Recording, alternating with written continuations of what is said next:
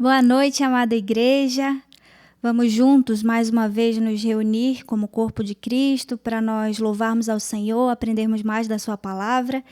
E eu peço que você abra sua Bíblia nos Salmos 148.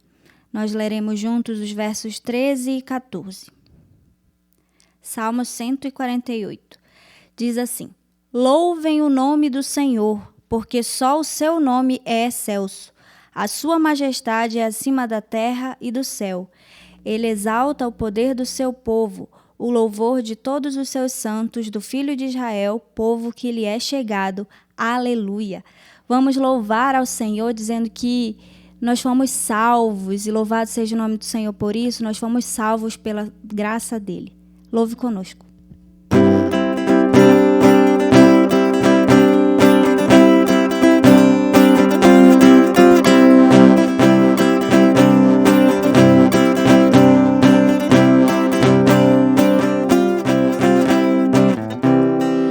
Justificado eu fui, santificado eu sou, glorificado serei através de Cristo. Fui livre da culpa do pecado, sou livre do poder do pecado e da presença do pecado. Livre serei, de glória em glória, de fé em fé, graça sobre graça, graça sobre graça, salvo pela graça, mediante a fé em Cristo eu sou salvo, não vem de mim, salvo pela graça, mediante a fé em Cristo eu sou salvo, não vem de mim, é dom de Deus.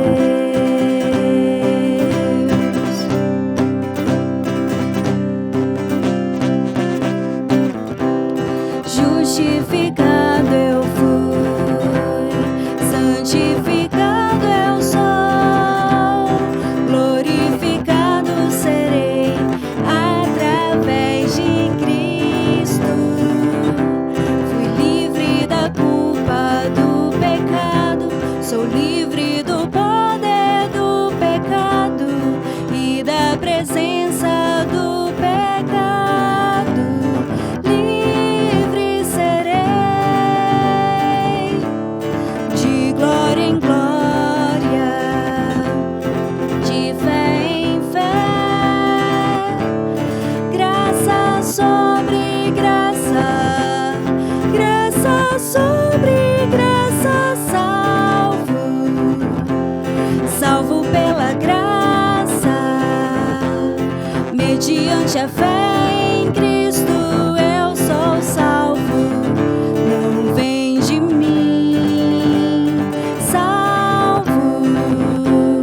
salvo pela graça, mediante a fé em Cristo eu sou salvo, não vem de mim, é dom de Deus.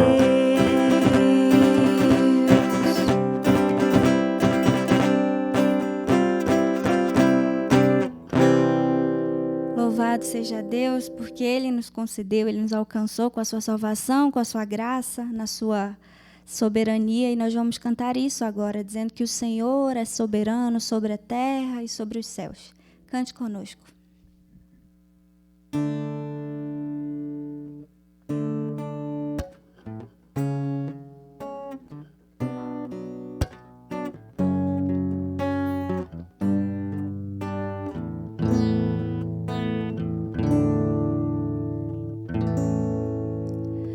Tu és soberano sobre a terra, sobre os céus, tu és Senhor.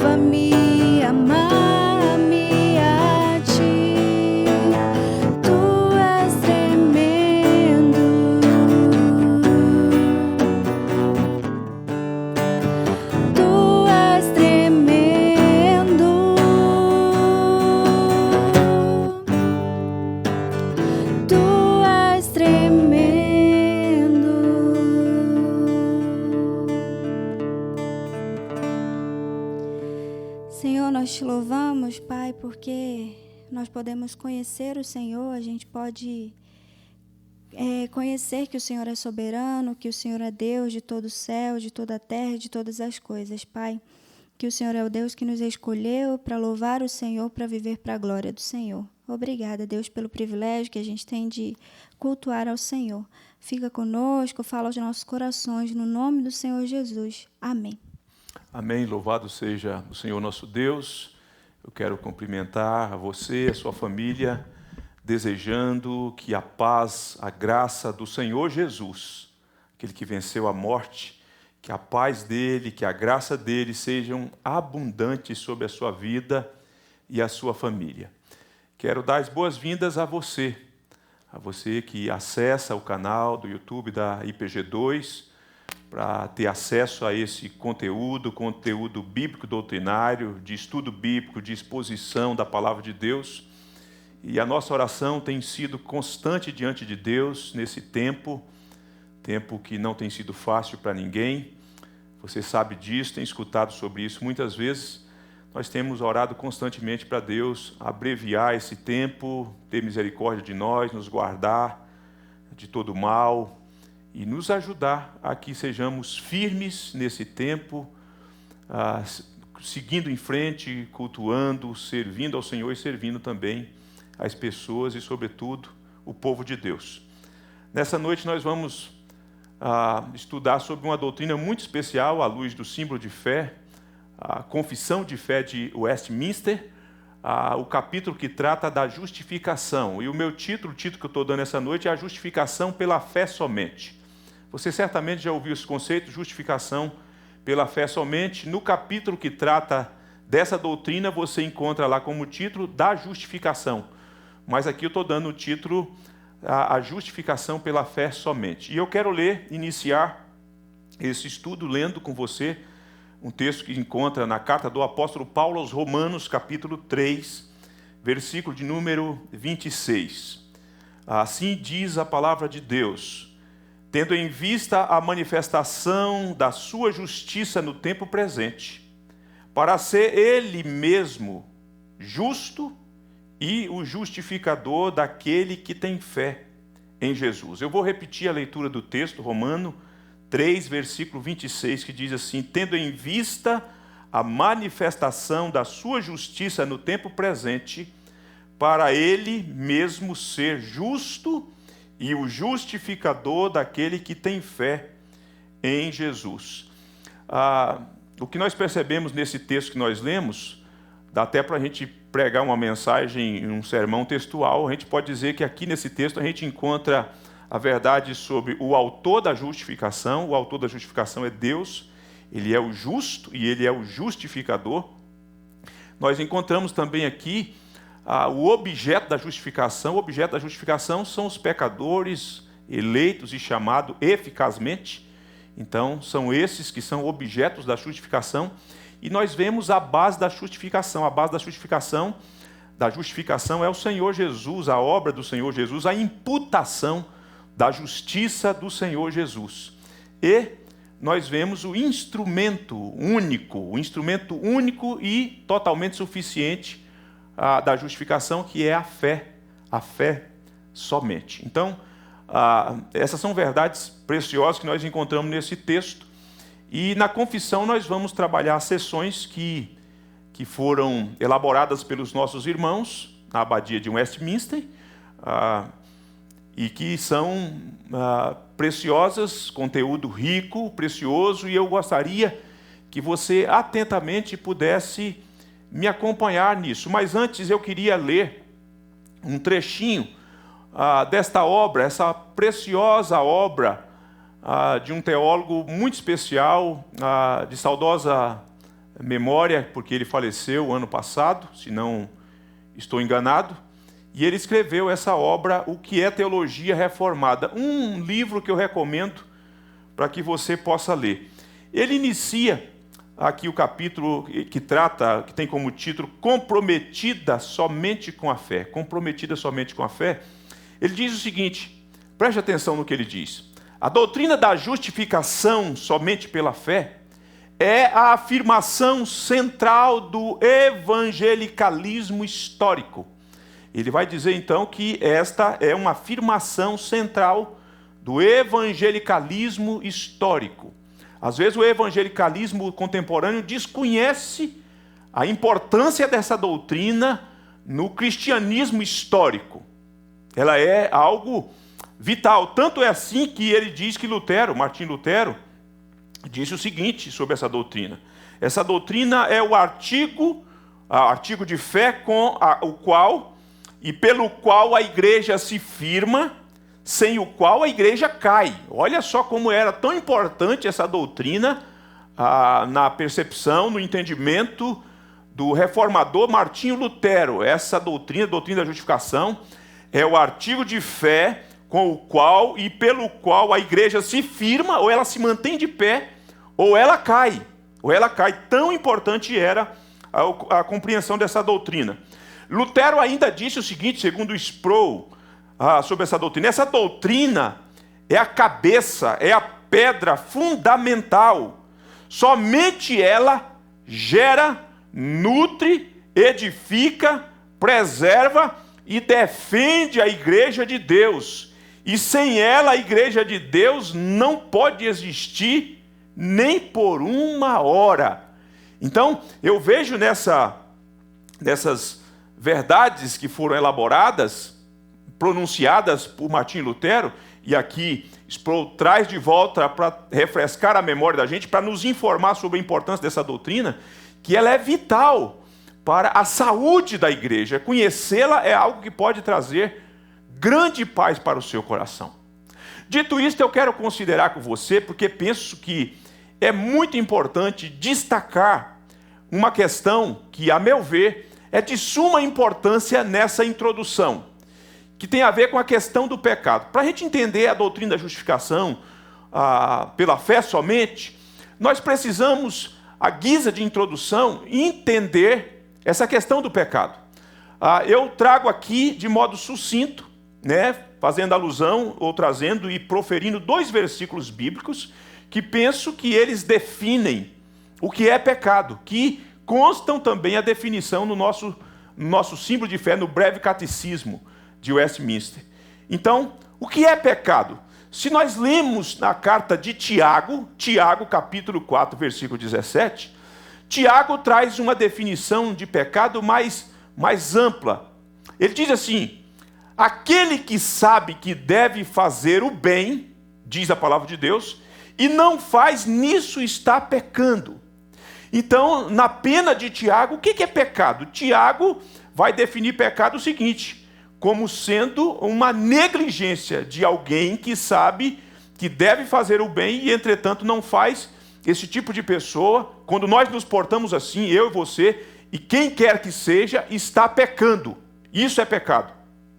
Mas é o apóstolo João, na sua primeira carta, capítulo 3, versículo 4, que define então o pecado, fazendo e trazendo o conceito de lei. Porque eu penso que esse conceito, a definição de pecado e o conceito de lei, nos ajuda a entender o porquê nós, seres humanos, precisamos sermos justificados. E quão importante é a doutrina da justificação. João diz assim, então, na sua primeira carta, capítulo 3, versículo 4. Todo aquele que pratica o pecado também transgride a lei. Todo aquele que pratica o pecado também transgride a lei, disse João, porque o pecado é a transgressão da lei. Então, vejam, o quão importante é compreender a importância e o valor da justificação, dessa maravilhosa bênção da graça de Deus. Então a gente compreende o que é pecado. O pecado é a transgressão da lei de Deus, e isso posto faz-nos entender o porquê nós precisamos de justificação. E aí, entendendo isso e percebendo essa definição bíblica, nós vamos perceber que a nossa hostilidade em relação a Deus e à lei de Deus é uma hostilidade natural do coração do homem desde a sua concepção. O que é isso, pastor? Isso é o que nós chamamos na teologia de pecado original. Nós nascemos assim. Nós nascemos assim. A matriz da nossa fabricação, digamos assim, da nossa gestação e culminando com a nossa concepção, mostra que nós já nascemos com essa hostilidade natural do coração no que diz a pessoa de Deus e a lei de Deus, por conta do legado, da herança, que nós chamamos de pecado original, da herança que nós recebemos dos nossos primeiros pais. Só esse detalhe da existência humana já deixa o homem numa condição trágica, porque a Bíblia diz que o ser humano, o homem, ele é filho da ira, ele já nasce debaixo da ira de Deus. Porém, para agravar a situação, para perceber essa ideia da transgressão da lei de Deus, pecado é toda a transgressão da lei de Deus, tudo aquilo que não está de conformidade com a lei de Deus, como definiram os nossos irmãos. Tem também, porque nascemos assim, cometemos também os pecados atuais, os pecados do dia a dia que nós cometemos, que são pecados de comissão, aqueles que nós somos diligentes em praticá-los, né? Tanto proferindo coisas que nós não devemos proferir, fazendo obras, realizando obras que nós não deveríamos realizar, e pensando coisas que nós não deveríamos pensar. Mas também pecados de omissão, isso são os pecados de atuais. Então você tem a hostilidade natural da nossa natureza, do nosso coração em relação a Deus e a lei de Deus. E aí, em razão disso, porque quem somos, por conta de quem somos, porque nascemos assim, cometemos os pecados atuais. Assim nós vemos, então, essa relação do homem com a santa lei de Deus e com o caráter santo e justo de Deus. Tendo isso em mente, isso nos ajuda a entender, então, o porquê o homem precisa de justificação, precisa ser justificado. Nós vamos entender, então, nesse estudo dessa noite, qual a base que é o fundamento legítimo, legal, para que esse pecador que transgride a lei de Deus, que está em franca rebelião contra Deus e contra a sua lei, a base pela qual ele é justificado. Mas nós vamos entender também por intermédio de qual instrumento o homem é justificado. Feito essa introdução, nós vamos então ler as sessões deste capítulo que trata da justificação pela fé somente, e eu peço a sua preciosa atenção. É muito importante que você preste atenção, que você disponha os seus ouvidos e a sua alma para ouvir atentamente e acolher as instruções, os conceitos preciosos e, mais do que isso, as verdades bíblicas que nós vamos aqui destacar. Primeira sessão diz assim: os que Deus chama eficazmente, também livremente justifica. Esta justificação não consiste em Deus infundir neles a justificação, mas em perdoar os seus pecados e em considerar e aceitar as suas pessoas como justas. Deus não os justifica em razão de qualquer coisa neles operada ou por eles feita. Absolutamente não. Mas somente em consideração. Deus justifica eles e aceita-os em consideração da obra de Cristo, não lhes imputando como justiça a própria fé, o ato de crer ou qualquer outro ato de obediência evangélica, mas imputando-lhes, transferindo-lhes a obediência e a satisfação de Cristo, quando eles o recebem e se firmam nele pela fé. Fé esta que possuem não somente fé esta, permita-me retomar a leitura, fé esta que possui não somente, ou como é oriunda deles, não é oriunda deles, mas como dom de Deus, E nesta sessão, então, feito esta colocação, eu queria trazer a definição de justificação de acordo com o breve catecismo. O breve catecismo, vale muito a pena você ler, estudar com a sua família o breve catecismo. A definição do breve catecismo do que é justificação diz assim: justificação é um ato da livre graça de Deus, no qual Ele perdoa todos os nossos pecados, e nos aceita como justos diante dEle, somente por causa da justiça de Cristo a nós imputada e recebida somente pela fé. Somente pela fé. Só essa definição já é algo grandioso, maravilhoso. Mas eu queria ainda, antes de explorar essa seção, trazer uma definição também de J. Packer, que nesse livro também, O Conhecimento de Deus, é uma obra muito preciosa que vale a pena você ler. Uma obra maravilhosa. J. Packer definiu justificação pela fé dizendo o seguinte, a doutrina da justificação. A justificação tem como conotação forense, legal, concebida em termos da lei, tendo Deus como juiz. Na justificação, Deus declara que os cristãos penitentes não são e nunca serão sujeitos à morte merecida por seus pecados. E por quê? Porque Jesus Cristo, mediante a substituição e o seu sacrifício vicário, provou a morte na cruz no lugar deles. O que eles estão tomando aqui novamente é aquilo que eu falei na introdução, sobre o autor da justificação, falando sobre o objeto da justificação, no caso os pecadores, e a base da justificação e o instrumento da justificação. Essas definições são preciosas. E nós precisamos tê-las em mente, porque eu penso que a definição nos ajuda a abarcar. A definição é para abarcar o todo o bojo da doutrina. E aí a gente vai compartilhando algumas verdades. E a primeira que eu queria considerar, à luz dessa sessão que nós lemos, essa primeira sessão, é o seguinte: eu queria que você prestasse atenção na conexão do ensino. Você percebe que os nossos irmãos introduziram essa doutrina falando assim: os que Deus chama eficazmente, também livremente justifica. Então veja só, semana passada o reverendo Robson tratou do chamado eficaz, da vocação eficaz. E agora nossos irmãos faz essa conexão, faz esse casamento, mostrando essa conexão, esse bom casamento, esse necessário casamento, dizendo o seguinte: aqueles que Deus chama eficazmente, que consequentemente são os eleitos, obviamente não tem como deixar de dizer isso, estes e somente estes, Deus justifica livremente. Então você vê aí o que foi ensinado antes, mantém o elo da conexão.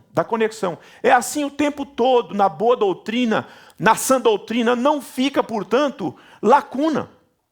E aí a gente percebe o que nessa doutrina? A lógica do ensino.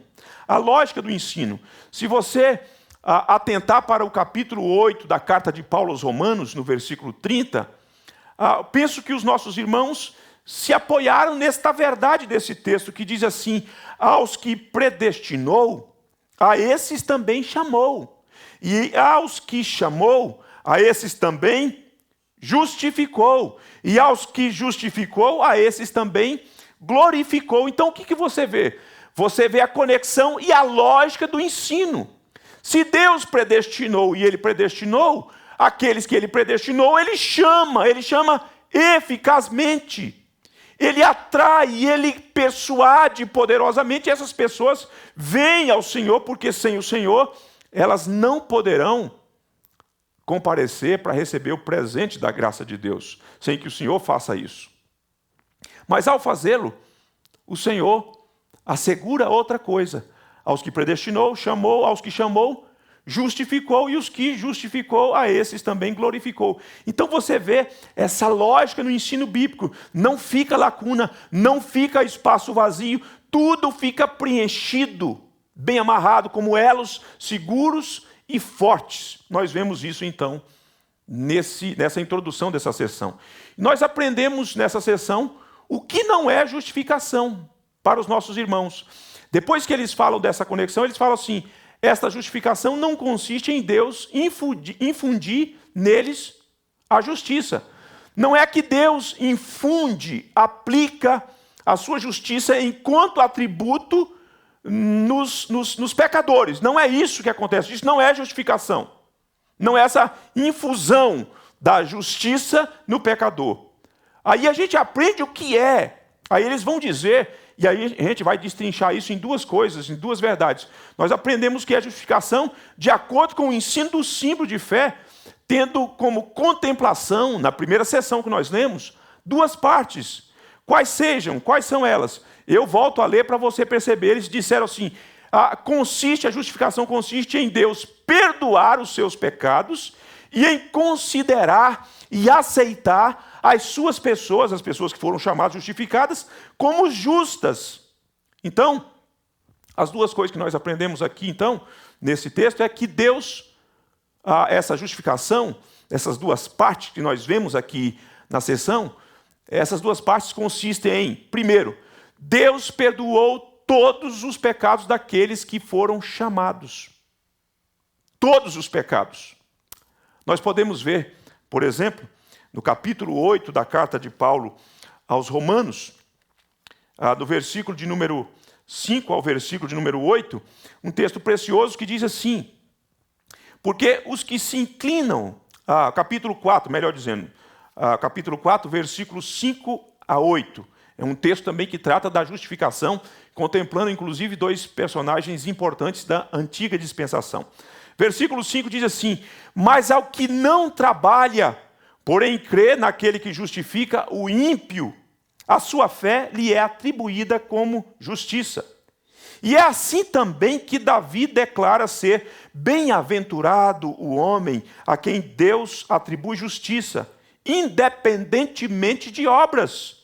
Bem-aventurados aqueles cujas iniquidades são perdoadas e cujos pecados são cobertos. Bem-aventurado o homem a quem o Senhor jamais imputará pecado. Então, a justificação, de acordo com os nossos símbolos de fé, consiste em Deus perdoar todos os nossos pecados. A justificação tem a ver com essa dádiva maravilhosa do perdão pleno e total e cabal de Deus. Isso é maravilhoso. Isso nos dá condição emocional, espiritual, de poder dormir sossegadamente, colocar a cabeça no travesseiro e dormir com a compreensão de que todos os nossos pecados foram perdoados. É a música que nós cantamos no início desse estudo bíblico. Mas a segunda coisa, a segunda parte que é contemplada na justificação, conforme nós lemos aqui, é que Deus nos aceitou como justos. Deus nos aceitou como justos. Isso é maravilhoso. Pense comigo na introdução que eu fiz, falando do que é pecado, falando que o pecado é a transgressão da lei de Deus, que é a falta de conformidade com a lei de Deus. E essa lei é santa e justa porque ela é reflexo do caráter santo e justo de Deus. Então isso revela essa rebelião do homem contra Deus. E entretanto, quando este homem em rebelião contra Deus é justificado, Deus, além de perdoar todos os pecados, Deus os aceita todos eles que foram chamados como justos. E aqui surge uma pergunta que é inquietante. Pense um pouco sobre isso. Pense um pouco sobre isso. Como é possível o Deus santo, 3 vezes santo, conforme aquilo que Isaías ouviu, que está lá no capítulo 6 do livro de Isaías, justo, verdadeiro, nos aceitar como justos? Pense nisso. Pense na quantidade de pecado que você já cometeu, na quantidade de pecado que você ainda cometerá, lamentavelmente. E, entretanto, uma vez que Deus justifica, uma vez que Deus declara você justo e aceita você justo, você então é olhado de um outro modo. De um outro modo. Você já parou para pensar nisso? Você, pecador, eu, pecador, nós, pecadores. Deus perdoou todos os nossos pecados e, além disso, nos aceitou. Nos aceitou. Isso é maravilhoso. Agora, pensando nisso, nessa questão, dessa pergunta que inquieta-nos, como que esse Deus justo, santo, verdadeiro, aceita-nos como justos.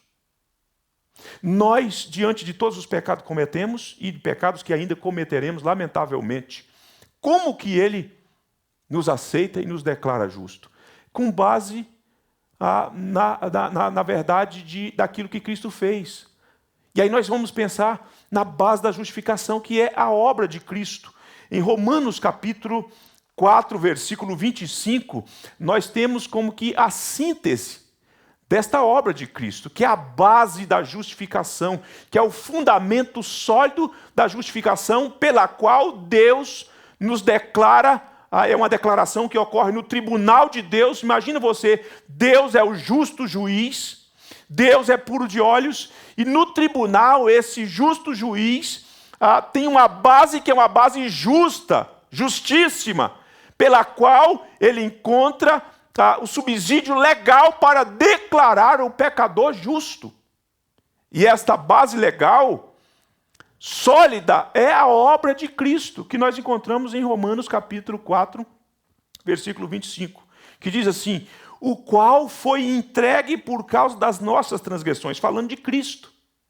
Que ele foi entregue, por causa das nossas transgressões, ele foi o nosso substituto, ele foi para a cruz em nosso lugar, ele recebeu a coroa de espinho em o nosso lugar. Os cravos que prenderam o nosso Salvador na cruz, foi em nosso lugar. Na cruz ele foi abandonado por conta de nós e do nosso pecado. Então, diz o texto, que ele foi entregue por causa das nossas transgressões, todas elas.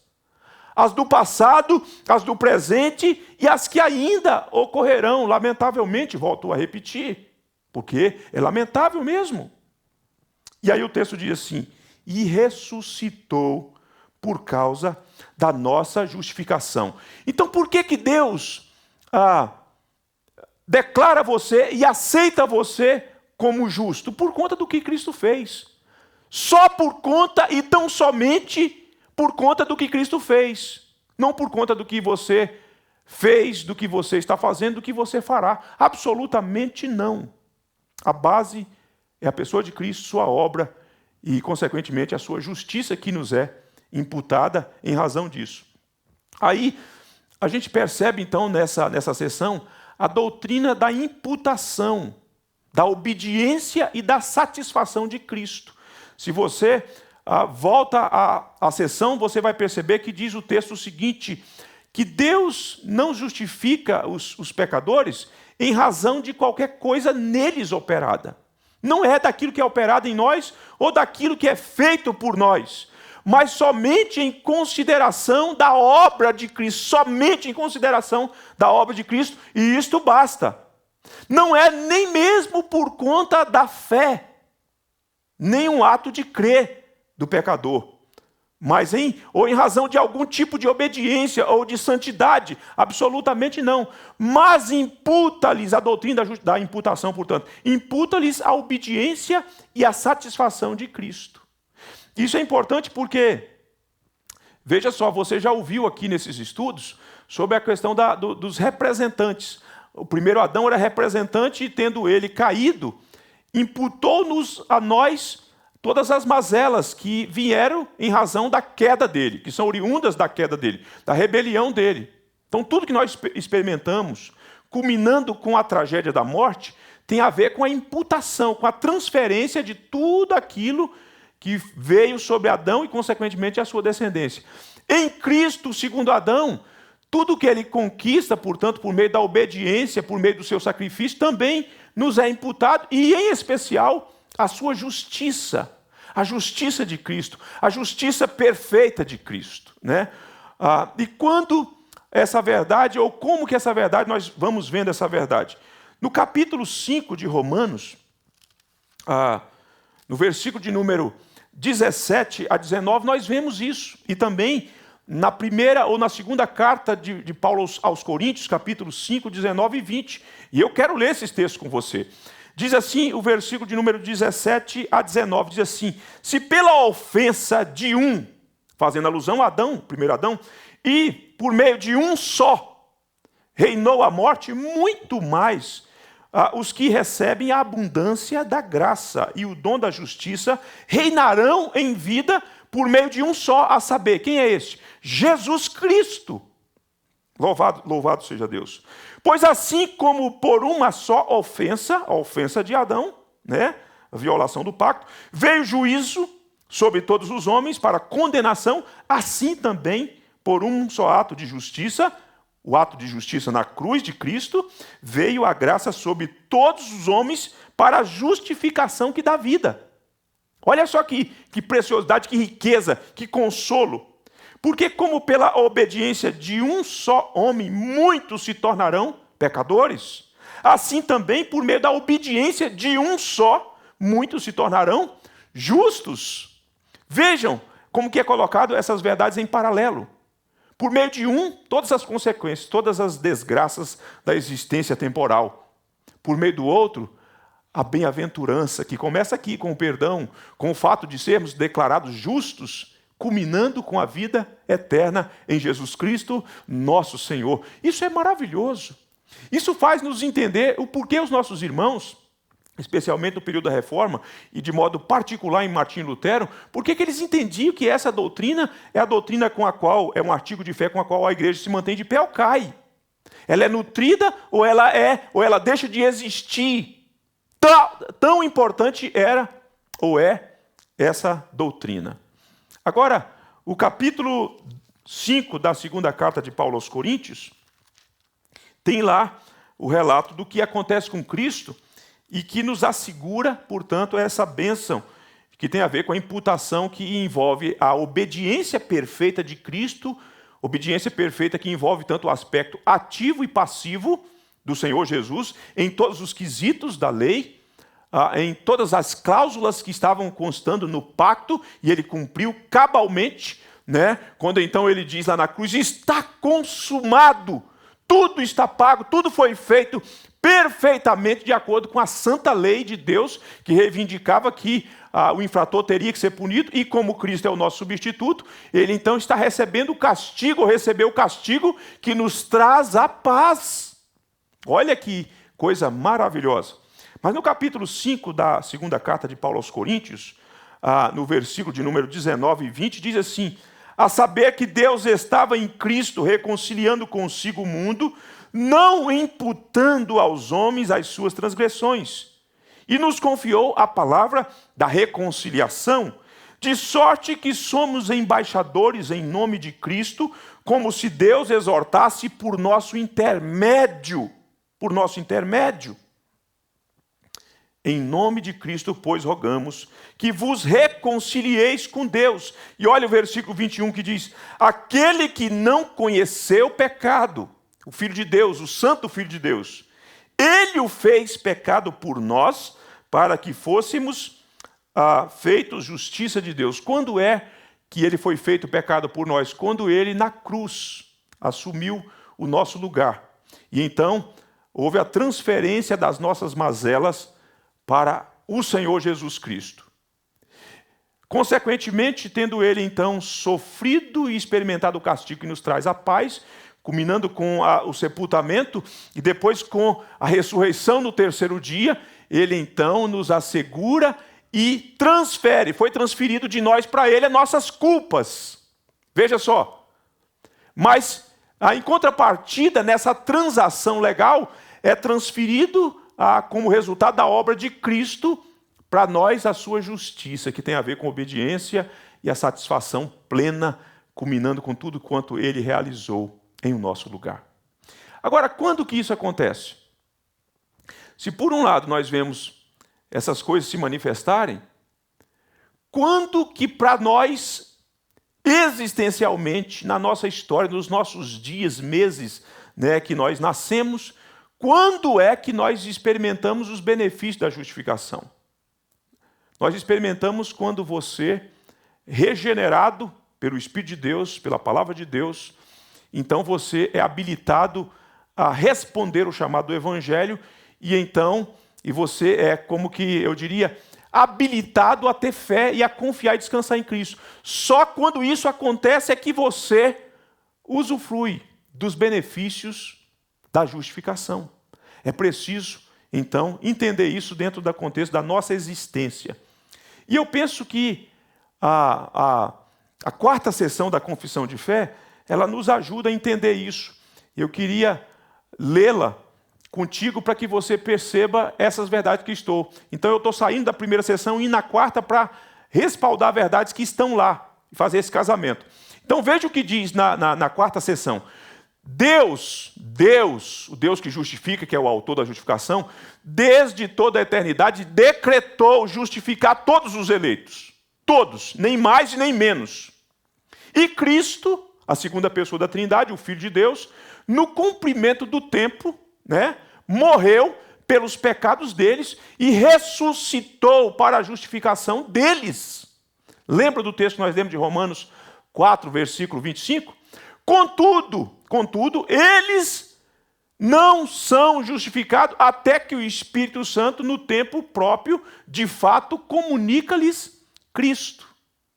Então veja que a sessão de número 4, ela respalda o que nós temos no finalzinho da primeira sessão. Quando é que acontece a justificação na vida de uma pessoa? O que nós percebemos é o seguinte, que enquanto dentro do decreto de Deus, ela foi realizada, ou melhor dizendo, ela foi decretada, a justificação foi decretada lá na eternidade. Na história, finca-se a base da justificação, a base legal. Qual é a base da justificação? A morte de Cristo, a ressurreição de Cristo. Tudo que Cristo fez como nosso representante de acordo com a lei de Deus. Então, na história, no tempo, no espaço, há mais de 2000 anos, lá no Gólgota, lá na cruz do Calvário, fincou-se definitivamente este pilar sólido que sustenta, de modo legal, a justificação de um pecador. Então, na eternidade, Deus decretou. Na história, finca-se a base, essa coluna. E existencialmente, você, quando o Espírito Santo nos regenera e comunica Cristo e nos habilita a crer em Cristo, mediante esse instrumento que é a fé, nós então somos justificados na nossa existência. E experimentamos os benefícios disso, dentre os quais paz com Deus. Justificado, pois, mediante a fé, temos paz com Deus.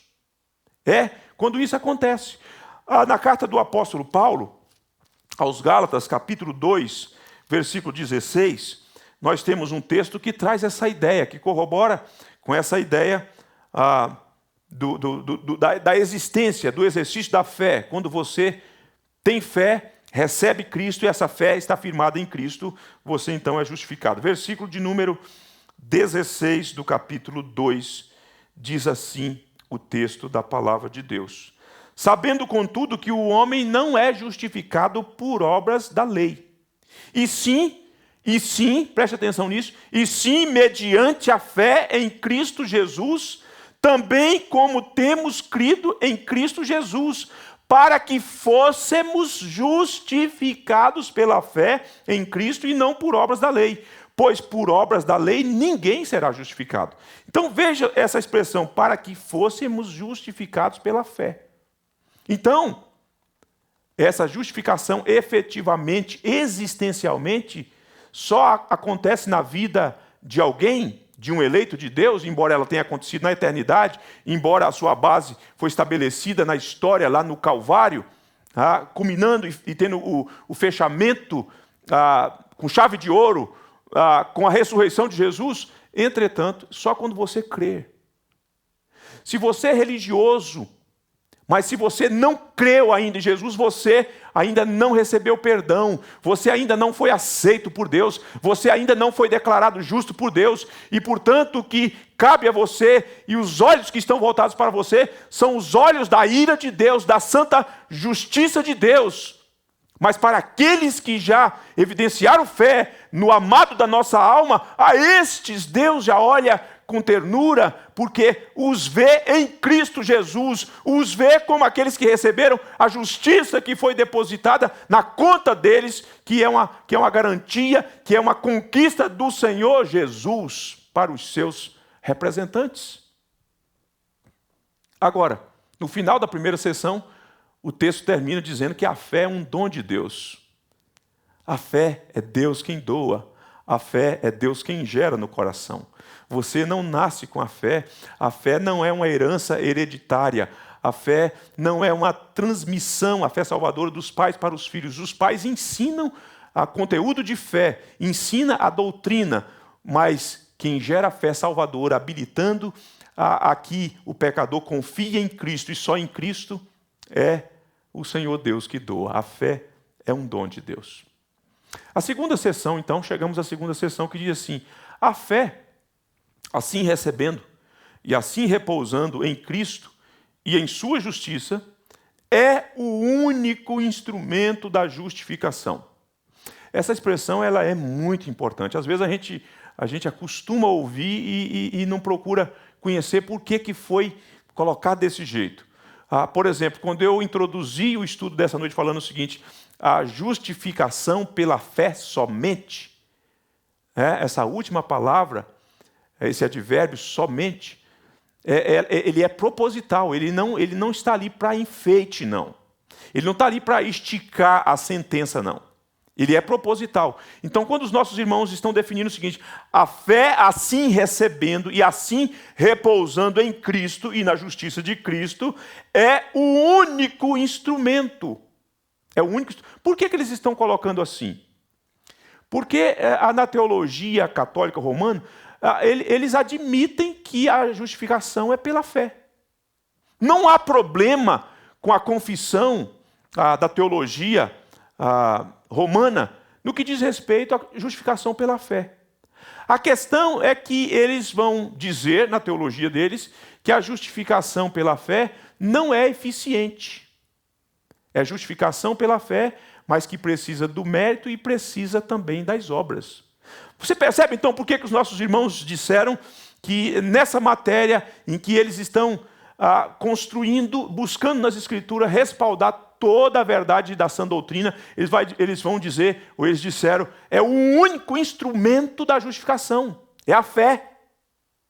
Não precisa de mérito de ninguém, não precisa de obra de ninguém, não precisa de justiça de ninguém, porque isso seria uma poluição daquilo que é cabal e perfeito, que não precisa adição de mais nada. De mais nada. De mais nada. Ela, disseram os nossos irmãos, ela, contudo, não está sozinha na pessoa justificada. Essa fé, que é um instrumento único pelo qual nós somos justificados, que está apoiado em Cristo, na justiça de Cristo, ela não está sozinha, ela está acompanhada, mas sempre anda acompanhada de todas as outras graças da salvação. Não é uma fé morta, não é uma fé que deixa de agir inoperante, é uma fé que age através ou por meio do amor. Então, isso é fundamental. A fé é o único instrumento da justificação. Você não precisa adicionar mais nada. É só confiar na pessoa certa e naquilo que foi realizado. Em acontecendo isso, a justiça dele é transferida para você. Agora, é só a fé. Agora, essa fé, ela vem acompanhada, e esse acompanhamento, digamos assim, vem para autenticar a fé, a veracidade dessa fé salvadora, dessa fé que é o instrumento único para a salvação. E é importante que se diga o seguinte, que se alguém professa fé em Cristo e não tem esses acompanhantes dessa fé, é sinal de que você não foi justificado ainda, porque uma pessoa justificada, consequentemente, terão essas verdades oriundas da salvação presentes. Quais são elas? O que materializa essa fé da justificação, essa fé única para a justificação? É a prática das boas obras. A prática das boas obras. E aqui eu divido a prática das boas obras em duas partes. Eu divido falando da parte da assistência, né, de acudir aos necessitados, mas também da parte das boas obras que envolve o aspecto ético da santificação. E eu quero aqui referendar isso e subsidiar isso com a verdade bíblica. Veja, vou começar com a verdade, as obras que diz respeito ao aspecto ético da santificação. Mateus capítulo 5, versículo de número 16, diz assim, ó, quando o Senhor Jesus fala de ser sal do mundo, sal da terra e luz do mundo, ele vai dizer o seguinte: assim brilhe também a vossa luz diante dos homens, para que vejam as vossas boas obras e glorifiquem a vosso Pai que está nos céus. Boas obras aqui não tem a ver com assistência, com acudir os necessitados. Boas obras aqui nesse contexto tem a ver com a postura ética de santificação, de retidão, de integridade, de vida, numa sociedade corrompida, numa sociedade dominada pelas trevas. É preciso, então, que aqueles que foram justificados deem visibilidade, apontem para Deus por meio daquilo que se faz, daquilo que eles fazem, daquilo que nós fazemos. Mas um segundo texto que está na primeira carta de Pedro, primeira carta de Pedro também vem nessa linha que nos ajuda muito. Leio só esses dois textos para esse aspecto da prática das obras que atestam a materialização da fé genuína, que é o único meio para a justificação. E a ausência deles mostra que tal pessoa não foi justificada. Então veja só, no capítulo 2 da primeira de Pedro, versículo 12, diz assim: mantendo exemplar o vosso procedimento no meio dos gentios, para que naquilo que falam contra vós, outros como de malfeitores, observando, preste atenção, observando em vossas boas obras, glorifiquem a Deus no dia da visitação. Aqui o conceito obras também não está falando de assistência. Veja que isso está conectado ao procedimento exemplar. Nós não podemos deixar margem, aberturas para que as pessoas zombem do nome de Deus por conta daquilo que fazemos. Pelo contrário, nós precisamos dar motivo para que, por meio daquilo que nós fazemos, as pessoas glorifiquem ao Senhor nosso Deus. Mas então eu vou à questão da assistência. Texto conhecido, que vocês bem sabem, está em Tiago, no capítulo 2. Nós vemos isso no contexto em que Tiago vai falar que a autenticidade, a veracidade de uma fé salvadora, de uma fé que é o único instrumento para a justificação, que comprova que o indivíduo foi justificado, também envolve assistência. O cuidado para com aqueles que têm necessidades. Então, eu vou direto aos versos de número 17, 22 e 26. 17 diz assim: assim também a fé, se não tiver obras, por si só está morta. Se alguém diz que tem fé, que foi justificado, mas não comprova essa fé pelas obras que faz, dentro do contexto de assistência aos necessitados, aos irmãos, essa fé é uma fé morta, não serve para nada. Né? Versículo de número 22 diz assim: vês como a fé operava juntamente com as suas obras, fazendo alusão a Abraão, que era o pai da fé, mas que comprovou essa fé por meio das obras. Diz assim: com efeito, foi pelas obras que a fé se consumou, diz aí o texto. E o versículo 26 diz assim: porque assim como o corpo sem espírito é morto, assim também a fé sem obras é morta. Então, se alguém diz que foi justificado, que recebeu o perdão de Deus, mas a gente não vê a conciliação da prática das boas obras, refiro-me ao fato que envolve a ética, a santificação, vida santa diante de Deus no mundo, por meio de um procedimento exemplar e por meio da assistência que se dá àqueles que necessitam. Nós vemos isso também na carta do apóstolo Paulo, dirigida aos Gálatas, no capítulo 6, que nós devemos ajudar a todos, primeiro da família da fé. Primeiro da família da fé, prioridade, são aqueles que fazem parte da família da fé, depois os outros. Então, essa fé, ela vem acompanhada. A terceira seção diz assim: Cristo, pela sua obediência e morte, pagou plenamente a dívida de todos os que são justificados. E em lugar deles, fez a seu Pai uma satisfação própria, real e plena. Contudo, como Cristo foi pelo Pai dado em favor deles, e como a obediência e a satisfação dele de Cristo foram aceitas em lugar deles, o que Cristo fez foi aceita pelo Pai em lugar deles, ambas livremente, e não por qualquer coisa existente neles. A justificação deles é só da livre graça de Deus, a fim de que tanto a justiça restrita como a abundante graça de Deus sejam glorificadas na justificação dos pecadores.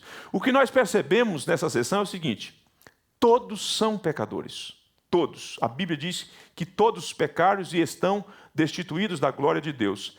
Todos, então, têm uma pendência com a lei divina. Como resolver essa situação?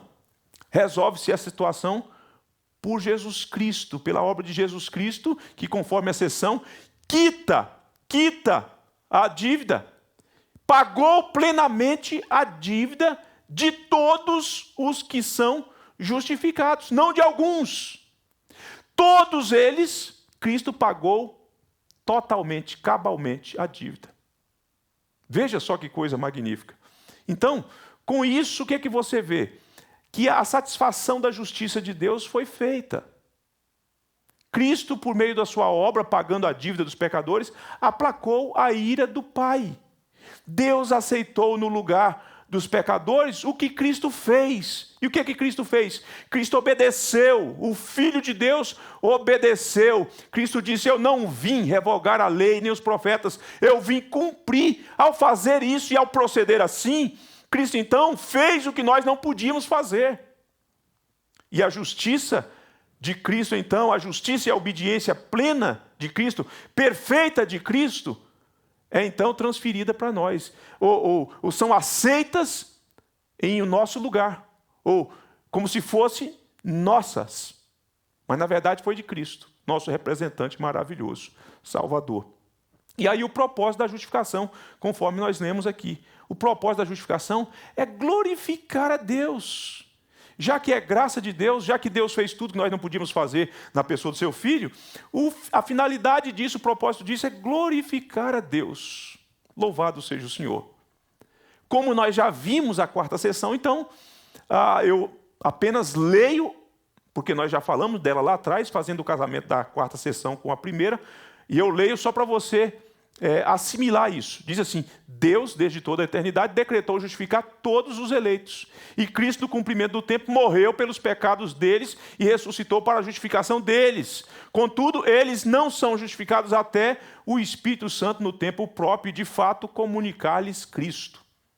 Então, quais foram as verdades que nós tiramos aqui? Que a justificação foi decretada na eternidade. Que a base da justificação foi fincada na história, há mais de 2000 anos, lá no Calvário. E a justificação só é experimentada existencialmente quando a fé salvadora nasce no coração. E é exercitada, então, na obra e na pessoa de Cristo. Então, isso já foi trabalhado e você assimila isso aí. Agora, nós chegamos na quinta sessão, que diz assim: Deus continua o pecador, Deus continua comunicando ao pecador a sua justificação. Embora eles nunca poderão cair do estado de justificação. Poderão, contudo, por seus pecados, incorrer no paternal desagrado de Deus e ficar privados da luz da sua graça, até que se humilhem, confessem os seus pecados e peçam perdão e renovem a sua fé e o seu arrependimento, diz a palavra de Deus. Me permita retomar essa leitura, que eu fiz uma confusãozinha aqui no início. Diz assim: Deus continua a perdoar os pecados dos que são justificados. Foi nesse iniciozinho que eu me atrapalhei aqui. Deus continua a perdoar os pecados dos que são justificados.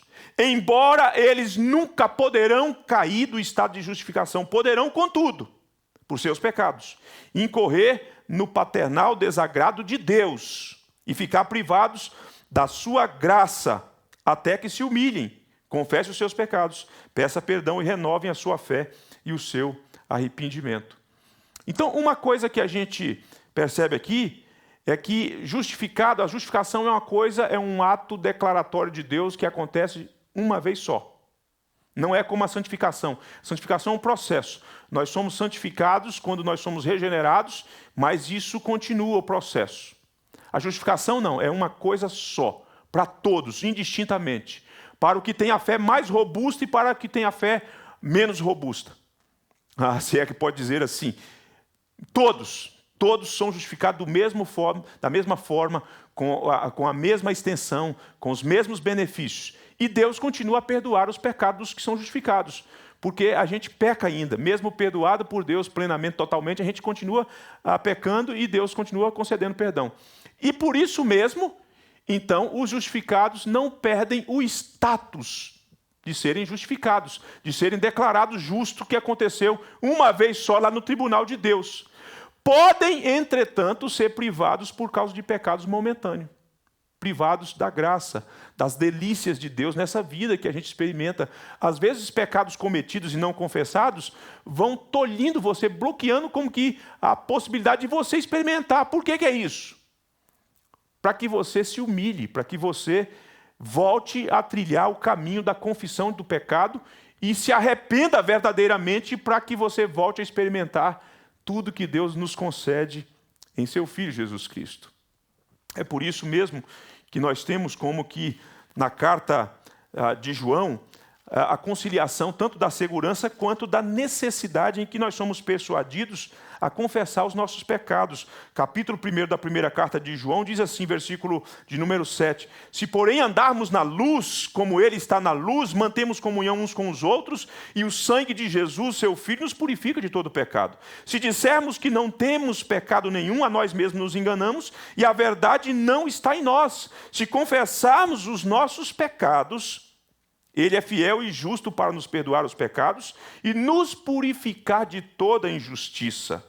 Se dissermos que não temos cometido pecado, fazemos-lo mentiroso e a sua palavra não está em nós. Então, como se resolve isso? Dentro do contexto que nós já fomos justificados, é se arrepender e receber o perdão de Deus, trilhar o caminho da confissão e do arrependimento sincero e verdadeiro. Chegamos à última sessão e ela conclui rapidamente, diretamente, porque muita coisa do que está nela nós já vimos lá atrás, que eles concluíram o seguinte: a justificação dos crentes sob o Antigo Testamento ou sob o Velho Testamento era em todos estes aspectos. Que aspectos? Os aspectos que a gente vem falando aqui. Os aspectos da base da justificação, da obra de Cristo, da imputação da justiça de Cristo. Então, a justificação dos crentes do Velho Testamento era em todos os aspectos. Uma e a mesma justificação. Não difere em nada. Não difere em nada. Os símbolos, os tipos do Antigo Testamento que apontavam para Cristo era uma demonstração, alusão da base legal sobre a qual Deus declara o pecador justificado. É por isso que Paulo, quando vai trabalhar a doutrina da justificação no capítulo de número 4 de Romanos, ele usa dois personagens, um do período patriarcal e um do período real. Abraão e Davi, ele pega esses dois para falar, estes homens foram justificados pela fé somente. Com base em quê? Na mesma base pela qual nós fomos justificados. Cristo Jesus, sacrifício de Cristo Jesus, lá percebido nos símbolos e nos tipos que apontavam para o Senhor Jesus. E é a mesma coisa, da mesma natureza, com a mesma eficiência no Novo Testamento. No Novo Testamento. Então, os crentes do Novo Testamento não têm vantagens em relação a isso. Abraão foi perdoado tanto quanto você. Abraão foi perdoado tanto quanto eu e você.